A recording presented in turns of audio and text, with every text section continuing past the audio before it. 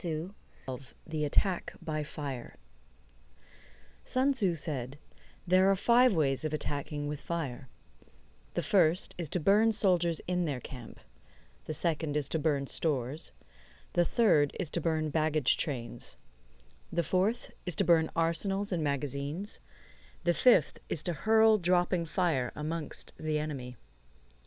In order to carry out an attack, we must have means available. The material for raising fire should always be kept in readiness. There is a proper season for making attacks with fire, and special days for starting a conflagration. The proper season is when the weather is very dry. The special days are those when the moon is in the constellations of the Sieve, the Wall, the Wing, or the Crossbar, for these 4 are all days of rising wind. In attacking with fire, one should be prepared to meet 5 possible developments. 1. When fire breaks out inside to enemy's camp, respond at once with an attack from without. 2. If there is an outbreak of fire, but the enemy's soldiers remain quiet, bide your time and do not attack. 3. When the force of the flames has reached its height, follow it up with an attack, if that is practicable. If not, stay where you are. 4. If it is possible to make an assault with fire from without, do not wait for it to break out within, but deliver your attack at a favorable moment. 5. When you start a fire, be to windward of it. Do not attack from the leeward. A wind that rises in the daytime lasts long, but a night breeze soon falls. In every army, the 5 developments connected with fire must be known, the movements of the stars calculated, and a watch kept for the proper days. Hence, those who use fire as an aid to the attack show intelligence. Those who use water as an aid to the attack gain an accession of strength. By means of water, an enemy may be intercepted, but not robbed of all his belongings. Unhappy is the fate of one who tries to win his battles and succeed in his attacks without cultivating the spirit of enterprise, for the result is a waste of time and general stagnation. Hence the saying, "The enlightened ruler lays his plans well ahead. The good general cultivates his resources." Move not unless you see an advantage. Use not your troops unless there is something to be gained.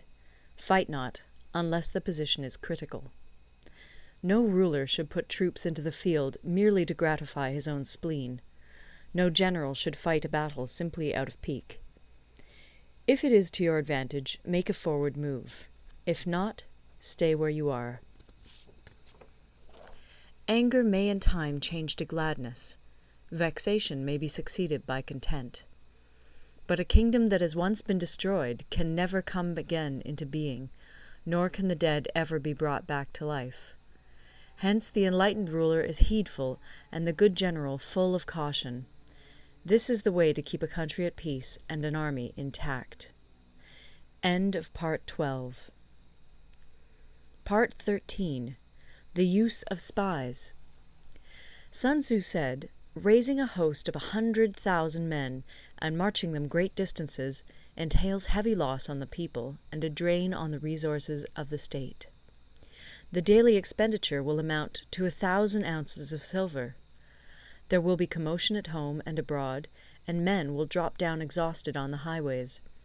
As many as 700,000 families will be impeded in their labor. Hostile armies may feast each other for years, striving for the victory which is decided in a single day.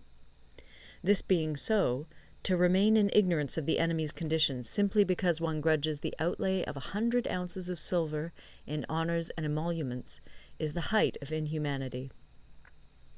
One who acts thus is no leader of men, no present help to his sovereign, no master of victory. Thus, what enables the wise sovereign and the good general to strike and conquer and achieve things beyond the reach of ordinary men is foreknowledge. Now, this foreknowledge cannot be elicited from spirits. It cannot be obtained inductively from experience, nor by any deductive calculation. Knowledge of the enemy's dispositions can only be obtained from other men. Hence the use of spies, of whom there are 5 classes. 1. local spies, 2. inward spies, 3. converted spies, 4. doomed spies, 5. surviving spies. When these 5 kinds of spy are all at work, none can discover the secret system. This is called divine manipulation of the threads. It is the sovereign's most precious faculty.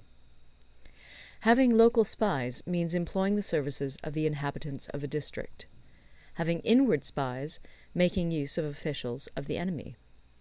Having converted spies, getting hold of the enemy's spies and using them for our own purposes. Having doomed spies, doing certain things openly for purposes of deception, and allowing our spies to know of them and report them to the enemy. Surviving spies, finally, are those who bring back news from the enemy's camp. Hence it is that none in the whole army are more intimate relations to be maintained than with spies. None should be more liberally rewarded. In no other business should greater secrecy be preserved. Spies cannot be usefully employed without a certain intuitive sagacity. They cannot be properly managed without benevolence and straightforwardness. Without subtle ingenuity of mind, one cannot make certain of the truth of their reports. Be subtle, and use your spies for every kind of business. If a secret piece of news is divulged by a spy before the time is ripe, he must be put to death together with the man to whom the secret was told. Whether the object be to crush an army, to storm a city, or to assassinate an individual, it is always necessary to begin by finding out the names of the attendants, the aides-de-camp, and doorkeepers and sentries of the general in command. Our spies must be commissioned to ascertain these. The enemy's spies, who have come to spy on us, must be sought out, tempted with bribes, led away, and comfortably housed. Thus they will become converted spies and available for our service. It is through the information brought by the converted spy that we are able to acquire and employ local and inward spies.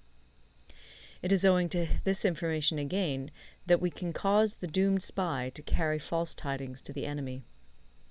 Lastly, it is by this information that the surviving spy can be used on appointed occasions. The end and aim of spying in all its 5 varieties is knowledge of the enemy, and this knowledge can only be derived in the first instance from the converted spy. Hence it is essential that the converted spy be treated with the utmost liberality. Of old, the rise of the Yin dynasty was due to Yi Qi, who had served under the Xia. Likewise, the rise of the Chu dynasty was due to Liu Ya, who had served under the Yin. Hence it is only the enlightened ruler and the wise general who will use the highest intelligence of the army for purposes of spying, and thereby they achieve great results.